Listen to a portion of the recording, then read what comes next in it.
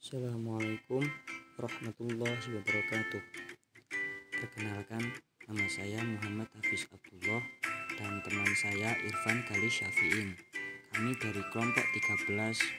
Di sini saya akan menjelaskan makalah kami yang berjudul Penerapan Kurikulum PAI di berbagai jenjang sekolah sebagai tugas dari mata kuliah Talaah Kurikulum Pendidikan Agama Islam. Baik, langsung saja. Pertama, kita akan mengetahui tentang pengertian kurikulum. Kata kurikulum berasal dari kata Yunani yang semula digunakan dalam bidang olahraga, yaitu curur, yang berarti jarak tempuh lari, yakni jarak yang harus ditempuh dalam kegiatan berlari mulai dari start hingga finish. Jarak dari start sampai finish ini kemudian yang disebut dengan curur. Konsep kurikulum meliputi semua pengalaman, aktivitas-aktivitas suasana, dan pengaruh-pengaruh yang diberikan kepada murid atau mereka yang mengerjakan atau mereka yang menjumpa dalam sekolah dan di bawah kelolaan sekolah.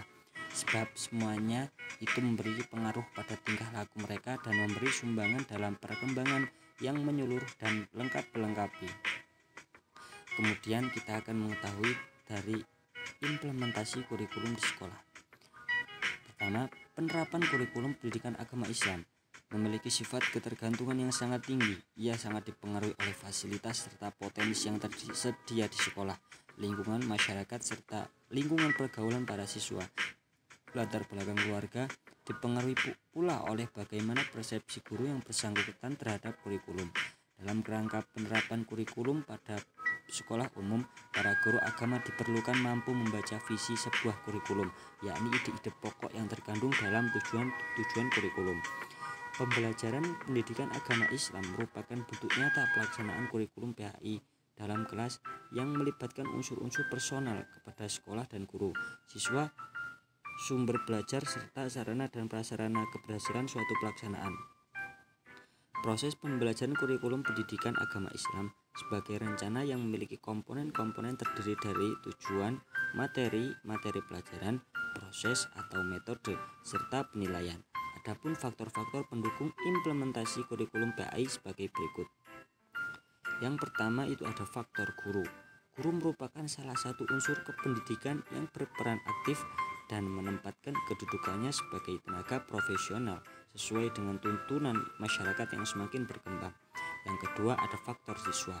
Siswa adalah organisme yang unik yang berkembang sesuai dengan tahap perkembangannya. Perkembangan anak adalah seluruh aspek kepribadiannya. Akan tetapi, tempo dan irama perkembangan masing-masing anak pada setiap aspek tidak selalu sama. Yang ketiga ada faktor sarana dan prasarana. Hasil penelitian menunjukkan bahwa penerapan pendidikan agama Islam memiliki ketergantungan yang sangat tinggi. Ia dipengaruhi oleh fasilitas, kondisi dipengaruhi keluarga, siswa, serta bagaimana persepsi guru terhadap kurikulum. Kemudian ada faktor lingkungan. Dilihat dari dimensi lingkungan ada dua faktor yang dapat mempengaruhi proses pembelajaran. Yang pertama ada faktor organisasi kelas dan yang kedua ada faktor iklim sosial psikologis. Kemudian kita akan mengetahui tentang analisis karakteristik materi pada jenjang SD, SMP, dan SMA. Yang pertama kita akan membahas dari SD dahulu. Materi PAI di SD. Di dalam buku PAI di SD ada 10 bab yang dipelajari dan dikuasai oleh peserta didik sesuai KI dan KD. Karakteristik materi PAI di SD. Pada materi ini yaitu lebih pada mengamati gambar dan menceritakan gambar. Dan pada materi PAI di SD ketika pelajaran 1 sampai 10, pelajaran dengan tema-tema yang berbeda ini langsung mempraktikkan apa yang menjadi pembahasan tersebut. Misal pekerjaan 1 tentang kasih sayang. Siswa diberikan pemahaman dan diajak untuk mempraktikkan langsung dengan beberapa gambar dalam 1 tahun. Dalam 1 tahun proses pembelajaran terdapat 10 bab pokok yang memberikan kepada murid atau anak didiknya. 10 bab tersebut diberikan dalam jangka waktu 2 semester. Pada semester pertama ada 5 bab yang diberikan, yaitu bab kasih sayang, aku cinta Al-Quran, iman kepada Allah, bersih itu sehat, cinta Nabi dan Rasul. Dalam setiap bab akan dijabarkan pada setiap subbab yang bertujuan agar mudah dalam penyampaian dan dalam kegiatan materi ada batasan-batasannya. Pada semester 2 terdapat 5 bab utama yang dijelaskan dalam subbab yang lebih rinci. Pembahasan semester 2 mengenai ayo belajar, kemudian ayo belajar Al-Quran, Allah Subhanahu wa Ta'ala Maha Raja, ayo sholat, dan perilaku terpuji. Kemudian materi PAI di SMP. Di dalam buku ini ada 13 bab yang dipelajari dan dikuasai oleh peserta didik sesuai KI dan KD pada materi PAI. Pada materi PAI pada tingkat SMP dengan kurikulum K13 ini, siswa lebih diajak merenungkan dan mengamati. Kemudian siswa diminta untuk memberikan tanggapan. Dalam 1 tahun proses pembelajaran terdapat 13 bab pokok yang diberikan kepada murid atau anak didiknya. 13 bab tersebut diberikan dalam jangka waktu 2 semester. Pada semester pertama ada 6 bab yang diberikan. Dalam setiap bab akan dijabarkan pada tiap-tiap subbab yang bertujuan agar mudah dalam penyampaian, dan dalam kegiatan materi ada batasan-batasannya. Pada semester 2 terdapat 7 bab utama yang dijelaskan dalam subbab-subbab yang lebih rinci. Kemudian materi PAI di SMA yang terakhir. Ada 11 bab yang dipelajari dan dikuasai oleh peserta didik sesuai KI dan KD. Materi pada tingkat SMA ini lebih luas dan mendalam, serta lebih kepada nilai-nilai yang bisa diambil dari tema materi tersebut. Hal ini bisa diketahui ketika melihat peta konsep, misal tentang materi konsep, misal tentang materi kejujuran. Anak didik akan melihat kepada nilai-nilai kejujuran yang ada tersebut.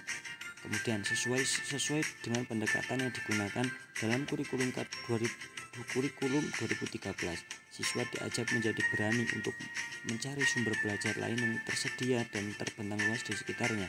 Peran guru dalam meningkatkan dan menyesuaikan daya serap siswa dengan ketersediaan kegiatan pada buku ini sangat penting.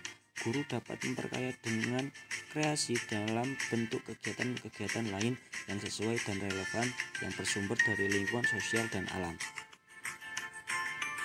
Dalam 1 tahun proses pembelajaran terdapat 11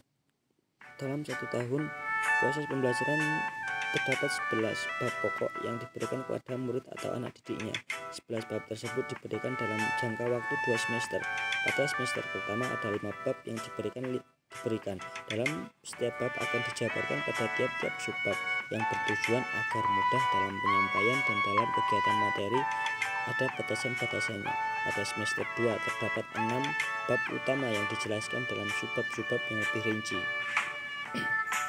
Sekian presentasi dari kelompok 13. Saya mewakili kelompok 13 memohon maaf jika ada salah kata atau salah penyampaian. Saya mohon maaf yang sebesar-besarnya. Semoga dengan presentasi saya kali ini dapat memberikan manfaat untuk saya dan teman-teman yang mendengarkan. Sekian, terima kasih. Wassalamualaikum warahmatullahi wabarakatuh.